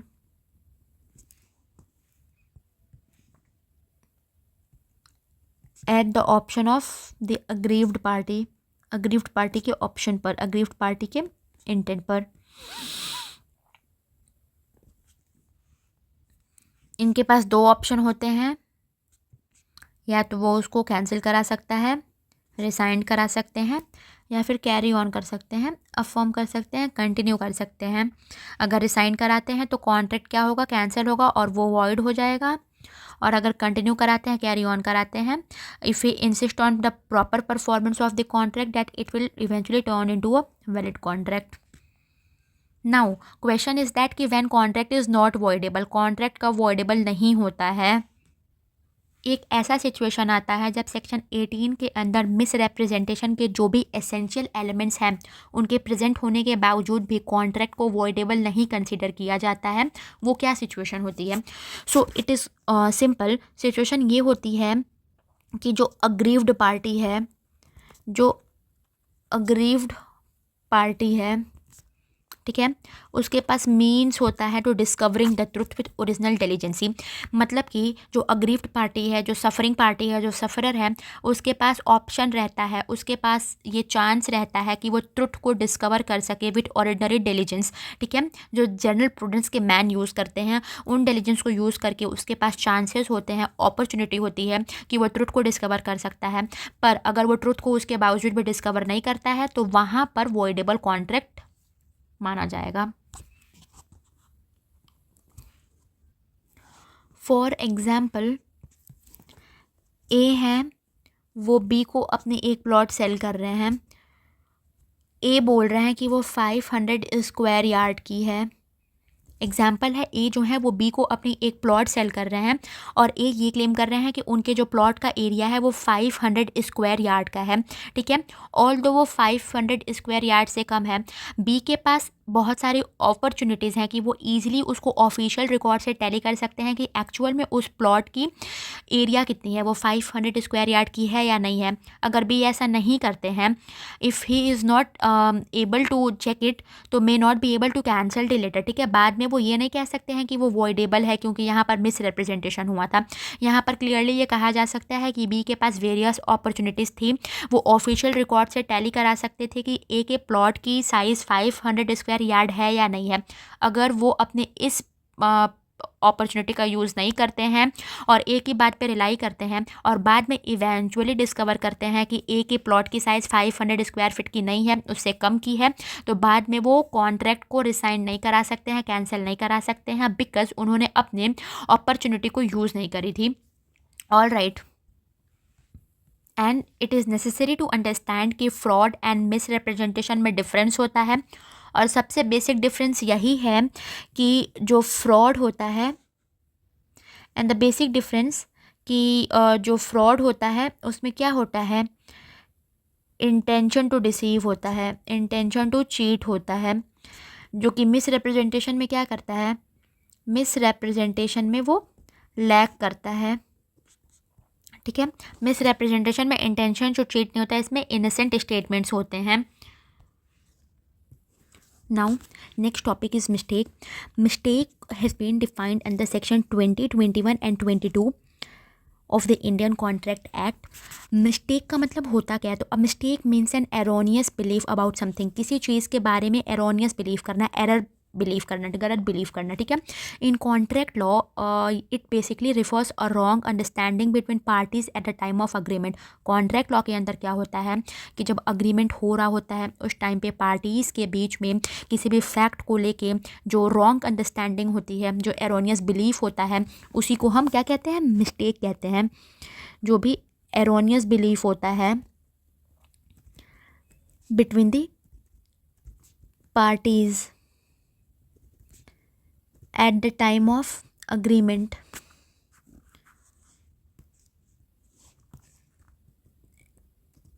at the time of agreement. सो जो मिस्टेक है वो सेक्शन 20 से 22 तक दिया हुआ है। तो 21 के अंदर क्या बताया जा रहा है, सेक्शन 21 के अंदर मिस्टेक ऑफ लॉ के बारे में बताया जा रहा है। सो सबसे पहले टाइप्स ऑफ मिस्टेक देखते हैं। टाइप्स ऑफ मिस्टेक्स, से पहले mistake of law and another one is mistake of fact. Mistake of fact, mistake of law given in the section 21 and mistake of fact under section 20 and 22। So mistake होती क्या है, mistake basically एक mental supposition of a person होती है which does not correspond with reality. Reality में कुछ और हो रहा होता है पर पर्सन की जो मेंटल कंडीशन होती है वो कुछ और चीज़ों को करस्पॉन्ड करती है। ठीक है, so this section 21 to 22 basically operates about the mistake of law and mistake of fact. मतलब पार्टीज़ के बीच में जब लॉ को लेके मिस्टेक होती है तब वो सेक्शन 21 से डील होता है, और जब पार्टीज़ को मिस्टेक फैक्ट के बारे में होती है तो वो 20 एंड 22 के अंडर डील होता है। ठीक है, अब ये जो मिस्टेक होता है ना वो बेसिकली फैक्ट्स एंड सर्कमस्टेंसेस पे डिपेंड करता है, जो कि जनरली कई बार ट्रेसेबल होता है और कई बार नॉन ट्रेसेबल होता है, ट्रेसेबल होता है। ओके, ये mistake of law and mistake of fact हमने आईपीसी में भी पढ़ा हुआ था और भी जगहों पे हमने इसे देखा है। मिस्टेक ऑफ लॉ का मतलब क्या होता है, ignorance of law is no excuse. ये रूल क्या कहता है, a contract is not voidable just because one और both parties are mistaken about the law of India. ठीक है, अच्छा इसे एग्जाम्पल से समझते हैं, इसे एग्जाम्पल से समझते हैं। ए ने अग्री किया कि वो बी के लैंड को क्या करेगा, परचेज करेगा। ठीक है, टू परचेज बीज लैंड। ए ने अग्री किया है कि वो बी के लैंड को परचेस करेगा और वो ये सोच रहा है कि लॉ के द्वारा लैंड के रजिस्ट्रेशन इज़ नॉट कंपलसरी। बाद में ए इवेंचुअली डिस्कवर करता है कि रजिस्ट्रेशन इज़ कंपलसरी। ठीक है, ए ने बी के लैंड को परचेस करने के लिए, बाई करने के लिए अग्री करा और वो ये सोचता है कि रजिस्ट्रेशन इज़ नॉट रिक्वायर्ड, लेकिन बाद में he discovers the fact that discover the law that कि कंपलसरी है रजिस्ट्रेशन कराना। तो अब ए जो है वो सिर्फ इस बेसिस के ऊपर, इस ग्राउंड के ऊपर अग्रीमेंट को कैंसिल नहीं करा सकता है कि उसको लग रहा था कि रजिस्ट्रेशन इज़ नॉट रिक्वायर्ड और वो मिस्टेक ऑफ लॉ के अंदर था। ठीक है, वो इस चीज़ का ग्राउंड लेके अग्रीमेंट को कैंसिल नहीं करा सकता है, बिकॉज क्लियरली बोला जा रहा है कि mistake of law is no excuse, ignorance of law is no excuse. ठीक है, ए को पता था या नहीं पता था ये अलग की बात है, लेकिन सिर्फ मेयरली एक लॉ के बारे में उसको नहीं पता था, ये बात का ग्राउंड बना के वो अग्रीमेंट को क्या करता है, कैंसिल नहीं करा सकता। But the exception is that कि अगर कोई फॉरेन लॉ को लेके मिस्टेक है, ठीक है, mistake regarding foreign law is treated as mistake of fact and may make the contract void. ठीक है, इसका एक्सेप्शन क्या है, इसका एक्सेप्शन क्या है, एक्सेप्शन क्या है इसका, mistake regarding foreign law, foreign law को mistake about foreign law is treated as a mistake of fact. कैसे ट्रीट किया जाता है, मिस्टेक ऑफ फैक्ट के तरह से इसको ट्रीट किया जाता है। ठीक है, और ये कॉन्ट्रैक्ट को वॉइड बना सकता है। नाउ मिस्टेक ऑफ फैक्ट क्या है, मिस्टेक ऑफ फैक्ट जो है वो दो तरीके से होता है, एक बायलैटरल मिस्टेक होता है, एक यूनिलैटरल मिस्टेक होता है। मिस्टेक ऑफ फैक्ट को हम दो पार्ट्स में डिवाइड कर सकते हैं, एक बायलैटरल मिस्टेक है और एक यूनिलैटरल मिस्टेक है। बायलैटरल मिस्टेक जो है वो कवर होता है सेक्शन 20 के अंदर और यूनिलैटरल दिया हुआ है सेक्शन 22 के अंदर। सो बायलैटरल मिस्टेक क्या कहता है कि जब अग्रीमेंट के अंदर दोनों पार्टीज़ जो होती हैं वो एसेंशियल फैक्ट को लेके मिस्टेक में रहती हैं तो उसको बायलैटरल कहते हैं। बाईलैटरल, बाई से मतलब क्या है, दो, ठीक है, और यूनि से मतलब क्या है, एक है। सो सेक्शन 21 और section 20 both deals with the mistake of fact. ठीक है, सेक्शन 20 में बायलैटरल मिस्टेक की बात करी जा रही है, bilateral mistake of fact, and 22 में यूनिलैटरल मिस्टेक ऑफ फैक्ट की बात करी जा रही है। सो एज पर सेक्शन 20 क्या कहता है कि व्हेन बोथ द पार्टीज़, जब दोनों ही पार्टीज़ जो होती हैं वो अग्रीमेंट के जो कुछ एसेंशियल फैक्ट्स हैं उनको लेके मिस्टेक में रहती हैं तो कहा जाता है कि ये बायलैटरल मिस्टेक है। ठीक है, और जनरल रूल क्या है, बायलैटरल मिस्टेक क्या होता है कि व्हेन बोथ द पार्टीज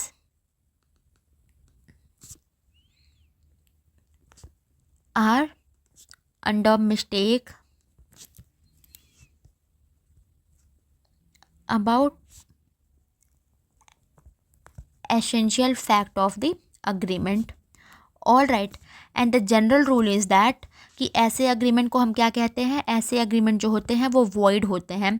ठीक है, ऐसे अग्रीमेंट वॉइड होते हैं। एग्जाम्पल, अगर आइडेंटिटी ऑफ सब्जेक्ट मैटर है, क्वांटिटी, ओनरशिप एटसेट्रा, ये सब कुछ ऐसे एग्जाम्पल्स हैं जो बायलैटरल मिस्टेक के एग्जाम्पल्स हो सकते हैं। Let's take an example, suppose it a जो है और बी है, ए ने बी को अग्री करा है कि वो उनके हॉर्स को बाई करेंगे, डिस्पाइट द फैक्ट डैट कि दोनों पार्टीज़ को ये नहीं पता है कि जिस हॉर्स को लेके वो डील कर रहे हैं वो हॉर्स की ऑलरेडी डेथ हो चुकी है। तो जब सब्जेक्ट मैटर ही एग्जिस्ट नहीं कर रहा है, जब सब्जेक्ट मैटर का ही कोई एग्जिस्टेंस नहीं है तो वो अग्रीमेंट जो है वो क्या होगा, वॉइड हो जाएगा। ठीक है, यहाँ पर दोनों ही पार्टीज़ क्या हैं, वो मिस्टेक ऑफ फैक्ट में है, दोनों पार्टीज़ को नहीं पता है कि जो उनका सब्जेक्ट मैटर है वो एग्जिस्ट ही नहीं कर रहा है और डिस्पाइट ऑफ द फैक्ट उन्होंने एक अग्रीमेंट बनाया है। बाद में क्या पता चलता है कि वो दोनों पार्टीज़ जो हैं वो क्या है, मिस्टेक ऑफ फैक्ट में है और ऐसे अग्रीमेंट को हम क्या कहेंगे कि वो वॉइड अग्रीमेंट है। ठीक है, नाउ अब ये तो सब्जेक्ट मैटर के एग्जिस्टेंस एंड नॉन एग्जिस्टेंस को लेके था। अब एक आइडेंटिटी को देखते हैं। ठीक है, mistake as per the identity. ठीक है, सपोज इट ए ने अग्री किया है कि वो बी से एक पेंटिंग खरीदने वाले हैं, ठीक है। और दोनों ही पार्टीज बिलीव कर रही हैं कि वो जो पेंटिंग है वो एक बहुत फेमस पेंटर की ओरिजिनल पेंटिंग है, ठीक है। ए भी यही बिलीव कर रहे हैं और बी का भी यही बिलीव है कि वो जो पेंटिंग को लेके वो डील कर रहे हैं वो पेंटिंग एक किसी बहुत फेमस पेंटर की ओरिजिनल पेंटिंग है। Later it turns out to be a copy, बाद में पता चलता है कि वो पेंटिंग जो है वो ओरिजिनल नहीं है बल्कि ओरिजिनल की कॉपी है। तो क्या होगा, ये कॉन्ट्रैक्ट जो होगा वो क्या हो जाएगा, वॉइड हो जाएगा, बिकॉज ये लोग आइडेंटिटी को लेके क्या थे, मिस्टेक में थे, ठीक है। दोनों ही पार्टीज़ को लगता था कि वो ओरिजिनल पेंटिंग है, लेकिन बाद में क्या पता चलता है कि वो कॉपी थी। तो यहाँ पे दोनों ही पार्टीज़ मिस्टेक ऑफ फैक्ट के अंदर थे, तो ये अग्रीमेंट क्या होगा, वॉइड हो जाएगा। Now come to unilateral. Unilateral mistake जो है वो सेक्शन 22 में बताया गया है। यूनिलेटरल का मतलब होता है कि जब एक पार्टी मिस्टेक में होती है, ठीक है। When only one party is in mistake about a fact, ठीक है। क्या है, बाईलेटरल में मिस्टेक ऑफ फैक्ट के बारे में दोनों पार्टीज मिस्टेक में थी, लेकिन यूनिलेटरल में सिर्फ मिस्टेक में कौन है, एक पार्टी जो है is mistaken about a fact, ठीक है। जनरल रूल तो ये है कि ऐसे कॉन्ट्रैक्ट्स होते हैं, क्या होते हैं, वो वैलिड हो जाते हैं, ठीक है। जनरल रूल क्या है, जनरल रूल कहता है कि ऐसे कॉन्ट्रैक्ट्स जो होते हैं वो वैलिड होते हैं। वैलिड क्यों होते हैं, क्योंकि जनरल रूल में वैलिड कैसे हो जाएंगे, फॉर एग्जांपल ए जो है वो अपनी कार जो है वो सेल करना चाहते हैं बी को, ठीक है, कितने में, 2 लाख में। But by mistake agreement paper में क्या होता है, वो 2 लाख की जगह 20,000 सिर्फ मेंशन करते हैं, 10 ऐड ऑन करना भूल जाते हैं, ठीक है। जब अग्रीमेंट का पेपर बन रहा होता है तो ए जो है वो 2 लाख अमाउंट लिखने के बजाय सिर्फ 20,000 बाय मिस्टेकिंगली लिख देते हैं, और बी जो है वो इस अग्रीमेंट को एक्सेप्ट कर लेते हैं। ऐसे कॉन्ट्रैक्ट को वैलिड माना जाएगा अनटिल एंड अनलेस किसी फ्रॉड का या किसी मिसरिप्रेजेंटेशन के इन्वॉल्वमेंट की डिस्कवरी हो। अब एक एक्सेप्शन है, एक्सेप्शन में हम देखेंगे कि किस कंडीशन में यूनिलेटरल कॉन्ट्रैक्ट्स जो होते हैं, यूनिलेटरल मिस्टेक जो होते हैं वो वॉइड होते हैं। जनरली तो यूनिलेटरल मिस्टेक को वैलिड माना जाता है, लेकिन एक्सेप्शनल सिचुएशन में इन्हीं यूनिलेटरल मिस्टेक्स को वॉइड भी माना जाता है। वो कब माना जाता है वो हम देखते हैं। So here's are 2 situation, 2 exception जहाँ पर यूनिलेटरल मिस्टेक को वॉइड बताया जाता है। जनरली वैलिड होता है, लेकिन एक्सेप्शनल सिचुएशन में वो वॉइड हो जाता है। पहला तो है नेचर ऑफ अ कॉन्ट्रैक्ट, मतलब कि जब when a person science a document without understanding its nature and was not careless, ठीक है। जब एक पर्सन जो होता है किसी डॉक्यूमेंट को साइन कर रहा होता है बिना उसके नेचर को समझे हुए, लेकिन वो केयरलेस नहीं होता है। फॉर एग्जाम्पल एक ओल्ड ब्लाइंड मैन है जिनसे एक गारंटी फॉर्म साइन कराई जा रही है, लेकिन एक्चुअली में वो सेल डीड है, तो यहाँ पे कॉन्ट्रैक्ट वॉइड हो जाएगा, बिकॉज जो ओल्ड मैन है सबसे पहले तो वो कॉन्ट्रैक्ट के नेचर को नहीं समझ सकते हैं, और वो ब्लाइंड है तो वो कुछ देख नहीं सकते हैं। तो उनको कहा गया है कि वो एक गारंटी फॉर्म है, लेकिन एक्चुअली में वो सेल डीड होता है, तो कॉन्ट्रैक्ट उस कंडीशन में साइन हो जाएगा। दूसरा है identity of the person contracted with, अगर आइडेंटिटी क्रूशियल हुई। फॉर एग्जांपल ए जो है वो सिर्फ फेमस पेंटर रवि वर्मा के साथ कॉन्ट्रैक्ट साइन करना चाहता है, लेकिन एक फ्रॉडस्टर प्रिटेंड करता है कि वो रवि वर्मा है और वो कॉन्ट्रैक्ट साइन कराता है। फॉर एग्जांपल ए जो है वो फेमस पेंटर रवि वर्मा के साथ एक कॉन्ट्रैक्ट साइन करना चाहते हैं, लेकिन बी जो है वो एक फ्रॉड पर्सन है और वो अपने आप को as a Ravi Varma pretend करता है और कॉन्ट्रैक्ट साइन कराता है।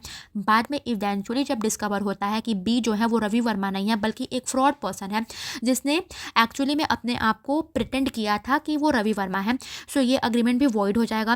तो ये 2 एक्सेप्शनल सिचुएशन है जब यूनिलेटरल मिस्टेक जो होता है वो वॉइड होता है। पहला तो ये नेचर ऑफ अ कॉन्ट्रैक्ट, और दूसरा आइडेंटिटी ऑफ द पर्सन जिसके साथ कॉन्ट्रैक्ट किया जा रहा है। अदरवाइज यूनिलेटरल मिस्टेक जो होता है वो वैलिड होता है।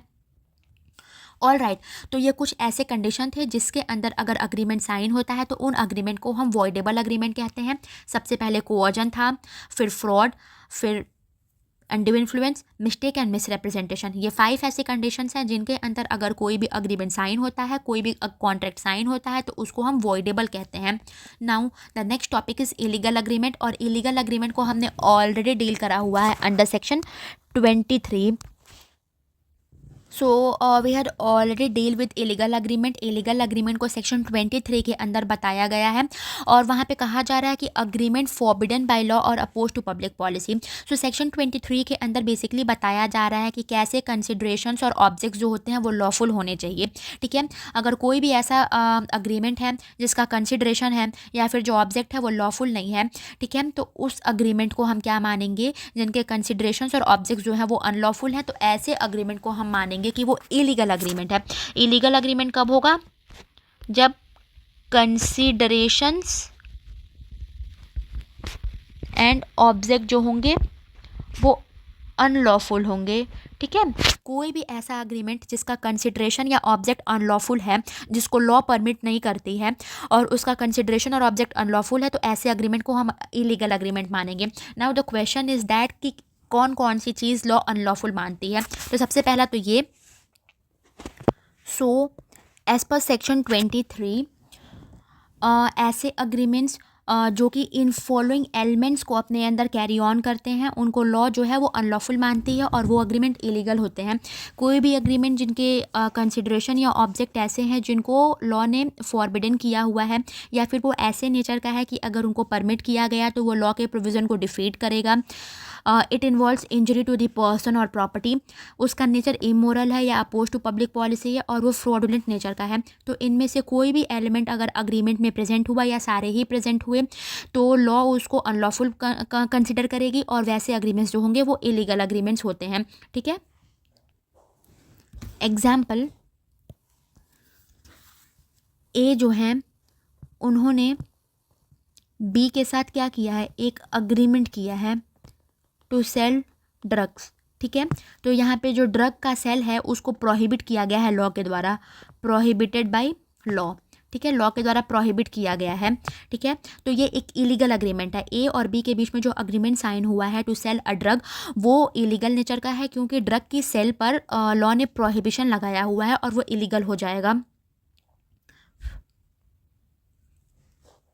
इसके अलावा जो कुछ और एग्जांपल्स हैं वो हैं किसी एनिमी कंट्री के साथ ट्रेडिंग करना, या फिर मैरिज टू ब्रोकर्स कॉन्ट्रैक्ट, या फिर कुछ क्रिमिनल प्रोसिक्यूशन वगैरह को लेके कोई अग्रीमेंट करना। ये सब कुछ ऐसे अग्रीमेंट्स हैं जो अपोज टू पब्लिक पॉलिसी माने जाते हैं या फिर इलीगल नेचर के माने जाते हैं, जिसको लॉ प्रोहिबिट करती है या फॉरबिडन बाय लॉ होता है। किसी के मर्डर करने के लिए या किसी के किडनैपिंग के लिए कोई अग्रीमेंट साइन करना, ये सब कुछ ऐसे नेचर के अग्रीमेंट हैं जो कि सेक्शन 23 के अंदर अनलॉफुल नेचर के माने गए हैं और ऐसे अग्रीमेंट्स जो होते हैं वो इलीगल नेचर के होते हैं। जैसे अग्रीमेंट टू कमिट थेफ्ट और ब्राइबरी, ये सब भी कुछ ऐसे अग्रीमेंट्स हैं जो कि इलीगल अग्रीमेंट के एग्जाम्पल्स हैं और फॉरबिडन बाय लॉ है अंडर सेक्शन 23। इलीगल अग्रीमेंट है, फॉरबिडन बाय लॉ है अंडर सेक्शन 23 बिकॉज इनका जो ऑब्जेक्ट है वो अनलॉफुल है। Now it is written here that कि इलीगल अग्रीमेंट्स आर वॉइड, ये तो हम सबको पता है। Collateral transactions also become void. Collateral transaction का मतलब ये होता है कि जो अग्रीमेंट है उसके साथ साथ अगर कोई और अग्रीमेंट है जो collateral to the main agreement है, ठीक है, कोलेट्रल है किसके, मेन अग्रीमेंट के साथ। ठीक है, wait, collateral transactions also become void मतलब any agreement connected to the illegal agreement is also tainted. ठीक है, फॉर एग्जाम्पल ए जो है उन्होंने बी से कुछ मनी क्या करी है, बोरो करी है। ए ने बी से मनी बोरो करी है किस चीज़ के लिए, टू गैम्बल इलीगली। ठीक है, ए ने बी से मनी बोरो करी है गैम्बलिंग के लिए। ठीक है, और इसको सी को लेंड करा है, सी को क्या करा है, लेंड किया है। यहाँ पर क्या है, मेन अग्रीमेंट क्या था, मेन अग्रीमेंट क्या था, गैम्बलिंग, जो कि ऑब्वियसली क्या है, इलीगल है। और जो दूसरा अग्रीमेंट जो इसके साथ कोलेट्रल था वो क्या था, सी को क्या करना, लोन देना, वो भी वॉइड हो जाएगा बिकॉज ये क्या कर रहा है, इलीगल एक्टिविटी को सपोर्ट कर रहा है, इलीगल एक्टिविटी को सपोर्ट कर रहा है। So it is saying that कि अगर कोई मेन अग्रीमेंट है उसके साथ साथ कोई कोलेटरल ट्रांजैक्शन है और मेन अग्रीमेंट क्या है, इलीगल नेचर का है, तो कोलेटरल ट्रांजैक्शन भी वॉइड हो जाएगा। एग्जाम्पल हमने देखा कि ए ने क्या किया है, बी से मनी बोरो किया है गैम्बलिंग के लिए और बाद में उसने मनी को सी को लेंड किया है। तो यहाँ पे मेन अग्रीमेंट क्या था, गैम्बलिंग के लिए मनी बोरो करना। तो गैम्बलिंग क्या है, सेक्शन 23 के अकॉर्डिंग वो इलीगल है क्योंकि वो अनलॉफुल नेचर का है। लेकिन जो उसके साथ कोलेटरल ट्रांजैक्शन है, सी को लोन देना, सी को फर्दर मनी दे देना, वो क्या है, वो भी वॉइड है बिकॉज ये एक इलीगल एक्टिविटी को सपोर्ट कर रहा है। इसका एक केस है पियोसे वर्सेस ब्रूक्स का। Now next topic is unenforceable agreement. Unenforceable agreement क्या होते हैं? अनइन्फोर्सेबल अग्रीमेंट ऐसे अग्रीमेंट को कहा जाता है जो कि वैलिड इन सब्सटेंस होते हैं बट उनको इन्फोर्स नहीं किया जा सकता है क्योंकि उनमें कुछ टेक्निकल डिफेक्ट्स होते हैं, लाइक एब्सेंस ऑफ स्टैम्प और रजिस्ट्रेशन हो गया। ठीक है, उनको कोर्ट ऑफ लॉ में इन्फोर्स नहीं कराया जा सकता है क्योंकि उनमें कुछ टेक्निकल डिफेक्ट्स होते हैं। सो ऐसे अग्रीमेंट जो होते हैं वो इलीगल नहीं होते हैं, ना तो फ्रॉम द वेरी बिगनिंग वो वॉइड ही होते हैं, बस उनमें लीगल इन्फोर्सिबिलिटी की कमी होती है क्योंकि उनमें कुछ प्रोसीजरल या फॉर्मल इश्यूज लैक कर रहा होता है। So we can say that कि एक जो अनइन्फोर्सिएबल अग्रीमेंट होता है वो ना तो इलीगल होता है ना तो वॉइड होता है फ्रॉम द वेरी बिगनिंग।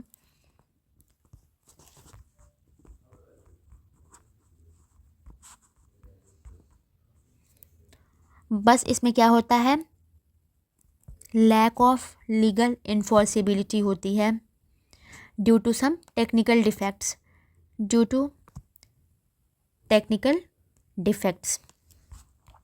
ठीक है, ऐसे अग्रीमेंट जो होते हैं वो वैलिड ही माने जाते हैं लेकिन कोर्ट ऑफ लॉ इनको इन्फोर्स नहीं करा सकता क्योंकि क्या होता है, इनमें कुछ टेक्निकल डिफेक्ट्स होते हैं। फॉर एग्जांपल ए जो है वो अग्री करते हैं किस चीज़ के लिए, कि वो बी को अपने हाउस को क्या करेंगे, लीज पे देंगे फॉर 3 ईयर्स। ठीक है, ए अग्री करते हैं कि वो अपने हाउस को बी को किस पे देंगे, लीज पे देंगे 3 साल के पीरियड के लिए। अब लॉ क्या कहता है, लॉ क्या रिक्वायर्ड करता है कि ऐसे लीज को या ऐसे ट्रांजैक्शन की क्या होती है, रजिस्टर्ड की रिक्वायरमेंट होती है, हमें रजिस्ट्रेशन कराना पड़ता है ऐसे किसी भी लीज का। ठीक है, अब क्या होता है, ए और बी के बीच में ये जो अग्रीमेंट हो रहा है कि ए अपने घर को लीज पे देंगे बी को 3 सालों के लिए, लीगल रिक्वायरमेंट ये है कि ऐसे लीज को हमें रजिस्टर्ड कराना पड़ता है। लेकिन ये लोग अग्रीमेंट तो करते हैं ये दोनों पार्टी, लेकिन रजिस्ट्रेशन नहीं कराते हैं। यहाँ पे अग्रीमेंट तो वैलिड है ए और बी के बीच में क्योंकि इनका सब्जेक्ट मैटर, इनका ऑब्जेक्ट, इनका कंसिडरेशन सब कुछ लॉफुल है, सब कुछ वैलिड है as per the Indian contract act. लेकिन फिर भी बी इसको इन्फोर्स नहीं करा सकता क्योंकि क्या है, ये रजिस्ट्रेशन इसमें नहीं है। B cannot enforce it in a if court a refuses. ठीक है, हेंस इट इज़ अनइन्फोर्सिएबल। अगर ए रिफ्यूज़ कर देता है आगे चल के तो बी इनको इन्फोर्स नहीं करा सकता है क्योंकि यहाँ पर जो एक बेसिक रिक्वायरमेंट है रजिस्ट्रेशन की वो लैक कर रही है, टेक्निकल डिफेक्ट है, hence we can say that कि इट इज़ अनइन्फोर्सिएबल। एक और एग्जाम्पल लेते हैं, ये तो रजिस्ट्रेशन पे हो गया। दूसरा एग्जाम्पल लेते हैं इनसफिशिएंट स्टैम्प ड्यूटी के बारे में। ए जो है वो बी से 50,000 रुपीज़ बोरो करते हैं, ए बोरो करते हैं बी से क्या, 50,000 रुपीज़। ठीक है, और क्या करते हैं, एक प्रोमिजरी नोट साइन करते हैं, प्रोमिजरी नोट एक साइन करते हैं। ए ने क्या किया, बी से 50,000 रुपीज़ बोरो किया और एक प्रोमिजरी नोट साइन किया, पर इस पर प्रॉपर स्टैम्प ही नहीं लगाया। प्रॉपर स्टैम्प क्या है, नहीं लगाया, प्रॉपर स्टैम्प नहीं लगाया। तो ये अग्रीमेंट क्या है, अग्रीमेंट को रियल अग्रीमेंट कंसिडर किया जाएगा लेकिन कोर्ट इसे एज एन एविडेंस नहीं एक्सेप्ट करेगी क्योंकि यहाँ पर प्रॉपर स्टैम्प नहीं है। तो ये सब कुछ ऐसे एग्जांपल्स हैं कि अग्रीमेंट इन कंडीशन में वैलिड तो होते हैं पर कुछ टेक्निकल डिफेक्ट्स होने की वजह से इनकी इन्फोर्सिबिलिटी नहीं हो पाती है। Now come to next point, agreement without consideration. इसको हमने पहले भी पढ़ा हुआ है कि अग्रीमेंट के लिए एक एसेंशियल कंडीशन है कंसिडरेशन। कंसिडरेशन का मतलब होता है कुछ पे करना, कुछ सम, कुछ मनी या कुछ प्राइस पेड करना। ठीक है, इट इज़ क्वाइट इंपॉर्टेंट। तो कोई भी ऐसा अग्रीमेंट जिसमें अगर कंसिडरेशन नहीं हुआ तो अग्रीमेंट क्या होता है, वॉइड हो जाता है। लेकिन सेक्शन 25 के अंदर इसका एक्सेप्शन दिया है कि कुछ ऐसे भी कंडीशन है जब अग्रीमेंट के अंदर अगर कंसिडरेशन नहीं भी होता है तो भी अग्रीमेंट क्या होता है, वैलिड माना जाता है। जैसे कोई भी ऐसा अग्रीमेंट जो based on natural love and affection है, promise to compensate for past voluntary services है, या प्रॉमिस टू पे टाइम बाद डेट है। ये सब हमने पहले भी कंसिडरेशन के वीडियो में डिटेल में करा था, तो यहाँ पे डिटेल में करने की कोई रिक्वायरमेंट नहीं है। बस हमें इतना समझना है कि अग्रीमेंट में अगर कंसिडरेशन नहीं होता है तो अग्रीमेंट वॉइड हो जाता है। इसका एक्सेप्शन 25 में दिया हुआ है सेक्शन, उसमें बोला जा रहा है कि 3 सिचुएशन है जिसमें लैक ऑफ कंसिडरेशन होने के बावजूद भी अग्रीमेंट वैलिड होता है। अगर अग्रीमेंट जो है वो नेचुरल लव एंड अफेक्शन पे बेस्ड है, कोई ऐसा अग्रीमेंट है जिसमें promise to compensate for past voluntary services involve है, या फिर अग्रीमेंट टू पे टाइम बाद डेट है। हमने कुछ केसेस भी देखा था वहाँ पे, जैसे केदारनाथ वर्सेस गौरी मोहम्मद का केस था, और फिर भी इसको वैलिड अग्रीमेंट माना जाएगा। फिर से आता है अब्दुल अजीज वर्सेस मासूम अली का case, an agreement without consideration is void unless it falls under exception of section 20। We can say that कि हमारा अग्रीमेंट का जो पूरा टॉपिक था वो यहाँ पर कंप्लीट हो गया। अब हम नेक्स्ट टॉपिक में अपने नेक्स्ट चैप्टर से चीज़ों को स्टार्ट करेंगे नेक्स्ट वीडियो में। तब तक के लिए अगर आपको वीडियो अच्छी लगी हो तो please do like, share, comment and subscribe to our YouTube channel which is jurist academia, and please follow for more updates. Thank you.